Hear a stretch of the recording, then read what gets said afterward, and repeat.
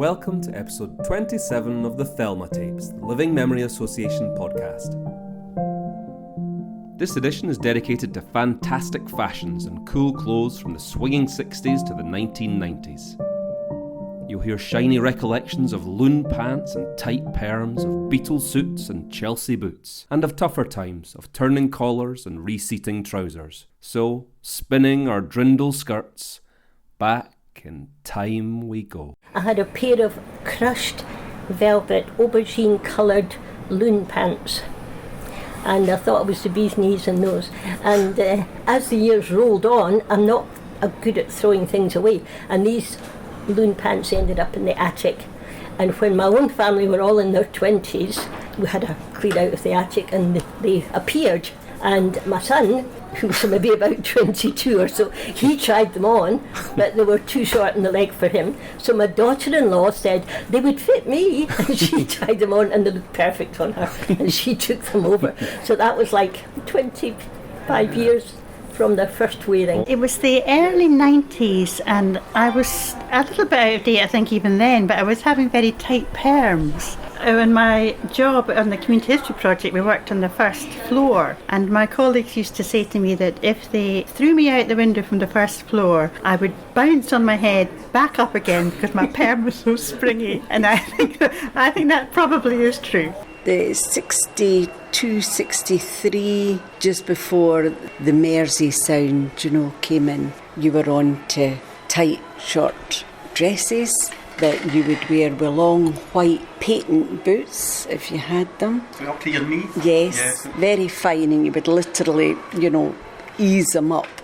But white patent they used to be, and a miniskirt. Yeah, absolutely terrible. If you scuffed these white patent boots, you could never get the scrapes off them. You wore that with maybe just a plain sweater. The style used to be, if you had a buttoned up cardigan, you would wear it back to front so the buttons were down the back, Goodness knows where that style come from, but I mind going through that stage.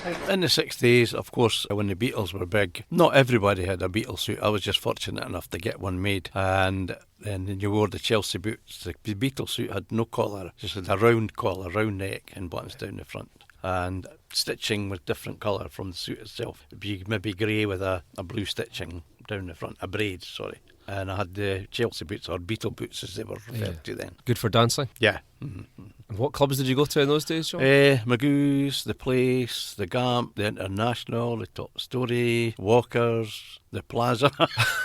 You name it, we were there. The Gonk. You name it, we were there. The Gonk. Excellent. Where was the Gonk? That was in Rygo Street at Tollcross. Was there a particular shop you went to buy your clothes? The store.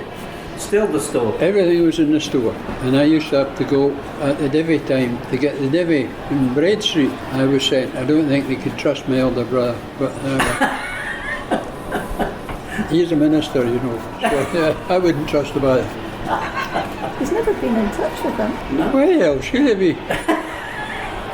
Because he's your brother, that's why. And I used to get his old clothes to wear. Mum used to take Dad's old shirts, and if the collars were gone, she could turn it. Turn them, yeah. She could turn them on trousers. She could do that as well. She could put a new seat in the trousers. I've never heard of that. Trousers. No, she put a new seat in the trousers. And a bit slidey though. That was all right. It dried well.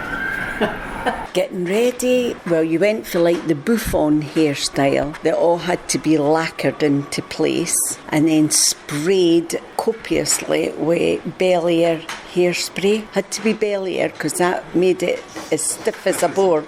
To get the right kiss curls coming just round on your cheek level, you would sellotape them to your cheeks at night so it stayed in place,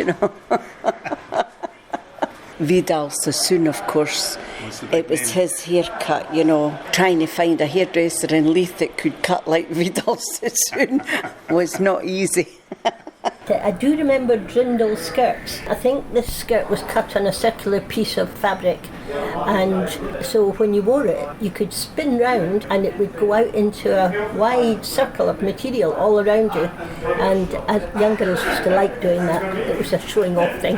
I was kept on quite a tight leash, and the first sign of rebellion, which seems very odd to me now, but I wanted a pair of Dr. Martin boots, and my dad was absolutely horrified, and I think I spent about 2 years trying to get them to buy me a pair of Dr. Martin boots. What age are you at this time? I'm a teenager. I mean, I must be sort of, 14, I would say.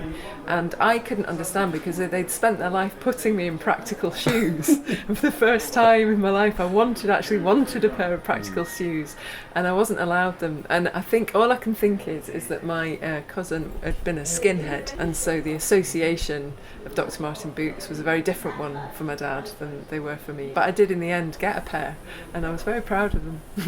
There was a bit of leeway with, it had to be a navy skirt, but length of skirt and style of skirt that could mark you out as one of the in group or the not quite so fashionable group. I remember regulation tights were black lisle tights, and the girls who were rebels used to like to wear sheer black nylons, and that was not allowed.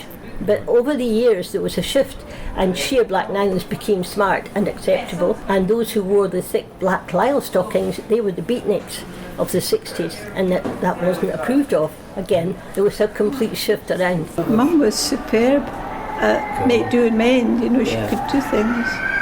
I remember she made me a wee flared skirt. Right. Yeah, a wee flared skirt, bare chop. Well, of course, we've got your pink dress up the back there. Yeah. So where did you buy that from? I can't remember, but it was sort of multi-purpose in a way, because I wore it for a ball, I wore it as a bridesmaid for my friend.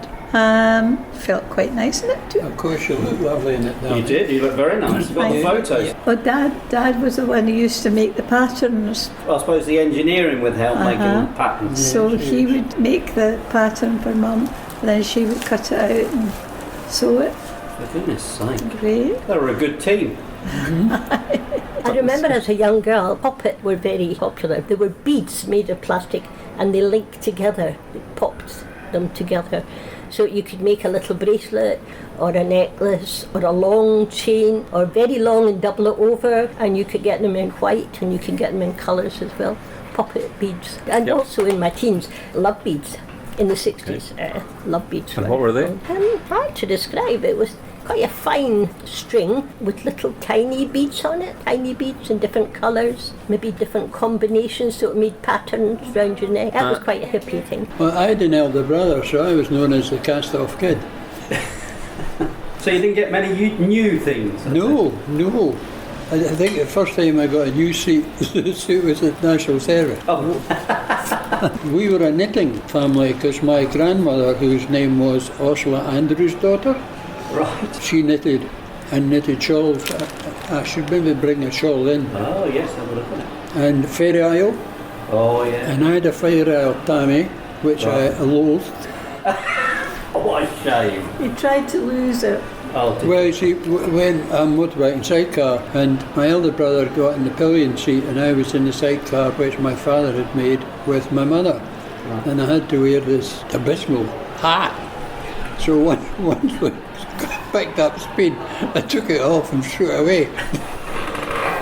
When I first started going about with Danny, I'd go to meet him, and you try and impress with different coat on, swagger coats and all this carry on. And he'd turn up one time in a nice brown suit, and then the next time I'd meet him, it would be a navy blue suit, and always three-piece. All right, yeah, please. Yes, the shirt and the hanky in the pocket to match. Usually a nice bright silk lining on the jacket and the waistcoat. Very dapper. And in the course of maybe 2 weeks, I thought, heavens, I've seen him about 6 suits on. There was me running out of stuff to impress. What I didn't know was he worked in the tailors, and he used to do a wee quick swap over any of the tailors' suits. Yeah, that was a good job at that point. Yes, but he was actually telling our grandson on Saturday how easy it was because they got their suits made to measure, you know, and it said, you know, you would just go in and you would pay whatever you were going to pay every week, because my grandson's saying, how could you afford that? He says you would just pay what you were going to pay until that suit was finished, and then you would get measured up for your next suit. And, you know, you chose what style of lapels and whether you had slats on the pockets and what kind of trouser pocket and how many buttons and if it was a double-breaster, and, you know, whereas he thought, oh God, the cost for that nowadays would be... So where would you have went for, or where would he have went for that? Well, Lee Street, you could have chose what tailors you went to. They had everything. He worked in Alexandria, which was different from Claude Alexander. There was Burton's, there was Collier's.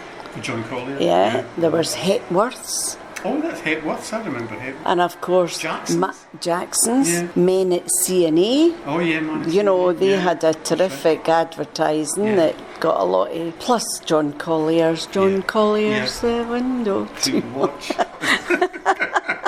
Topshop and Miss Selfridge were always places that I used to love to go, and I know that my mum hated shopping in there because she thought it was all tat and rubbish. And I can remember that. And why did you like it?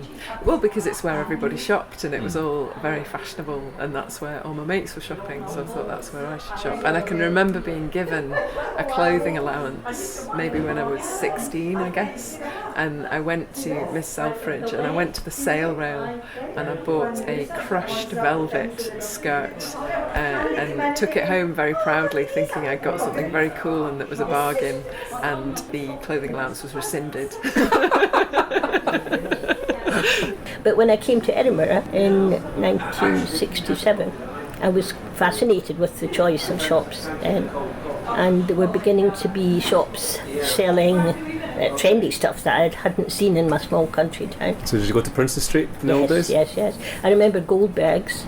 I remember being impressed by Goldberg. I remember when my daughter was about 5, so I would be 24. I was a young mum. I bought an outfit that was a navy blazer and a red blouse and a navy red and white checked skirt, but it was very short, the skirt. And it was nicely colour coordinated, this outfit, but I remember wearing it and my daughter, who was 5, saying, "Mummy, is that your skating skirt?" So to her child's eye view, it must have seemed quite short. Mother and my grandmother knitted Fair Isle things and used to sell them. There was a shop at Haymarket, a Shetland shop. They used to buy wool there and knit whatever, and they would take it to the shop. They would get some money for it. Not very much. My favourite leather jacket came from a purchase that a boyfriend made in a market in Stockbridge, and he pitched up wearing this leather jacket, showing me what he'd just bought, and it was clearly far too small for him. And so I said, I don't think so, that looks terrible on you. And I tried it on, and I still wear it. I've had it on this week, actually, my favourite leather jacket. Does Merv know where it came from? No, I've not mentioned that to Mervyn. No, don't tell him. We'll edit that bit out. I do like wearing Mervyn's jumpers. All right. That's always quite, wearing your boyfriend's jumpers. It's a nice thing, isn't it? We'll keep that in. Yeah, keep that in. I do remember a dress which eventually ended up in Thelma's Reminiscence Centre, and it was a dress my mother made for me when I was 16 to go to a dance, a formal dance, white with turquoise large sort of turquoise spots on it, and I had a turquoise stole that went with it to go down your shoulders, and underneath that I wore what they called paper nylon petticoat, and that was made of layers and layers of net, so it made your skirt puff out. And to make it even more puffy, you could dip the paper nylon petticoat in sugary water and then let it dry without rinsing it. So it dried very stiff, but the downside of that was it was scratchy, and we wore nylons in those days, and the scratchy surface of the petticoat ripped your nylons, so a bit destructive to the nylon. And I think I wore very high-heeled shoes in those days, like stiletto heels in those days, which are damaging to floor surfaces. But they weren't comfy, but I was young, so I think we just wore them to be fashionable. And they changed its name from the Gonk to the Bowler and Brawley. Yeah. So you went along, you bought yourself a bowler hat and a Brawley. And you went to the Bowler and Brawley Club. Excellent. Different fashions when I was a mod, not just me, but the dress was a suit and a white shirt with a thin tie, and it was like a bolt through the top of the shirt. If you wanted to go casual, all you did was you didn't wear the suit trousers, you wore a pair of Levi's. Right, okay. 501s or just any ones? 501s, things like that. And then there was another, I can't remember exactly, maybe 66, 67, there was a style, you went out dressed up like Beau Brummel. Yeah. You wore the frock coat. Yeah. The puff sleeve shirt. Brilliant. The cravat, tight trousers, and a pair of boots. I've got to return to the bowler and the Brawley, John. Mm-hmm. So the bowler and the bowler hat and the Brawley. Mm-hmm. Did you bought it at the club then, and did you just wear it at the club, nowhere else, or? Oh no, you wore it. You bought them like buying the bowler. You went round the second-hand shops. That's where you got them. Okay. And then you got yourself an old-fashioned umbrella. Yeah. Yeah, you went everywhere with this. You know, you were the bee's knees. You had a suit on, and the bowler and the Brawley. Yeah. And was it purely fashion? Did you ever use the Brawley to stop the rain, or was it purely fashion? No, I've just fashion. Just fashion. So even if the rain had come on, the Brawley would have stayed down. Well, I never ever had never seen the point of using it because you know it was a fashion icon. Yeah. And so did everyone in the bowler and Brawley, or did you take your bowler hat off once you got to the bowler and Brawley club? You took your hat off. Not everybody had them. There was only like a chosen few, if you like, or that's how they wanted to go, and that's how we went about. It was just sort of changed. As soon as the Beau Brummel thing came out, we had the puff shirts, the frock coats, the tight trousers, and the boots. And then when something else came along, on to the next. Brilliant. So when it rains these days, would you put your Brawley up, John? Oh yes. I've not got as much hair as I had then.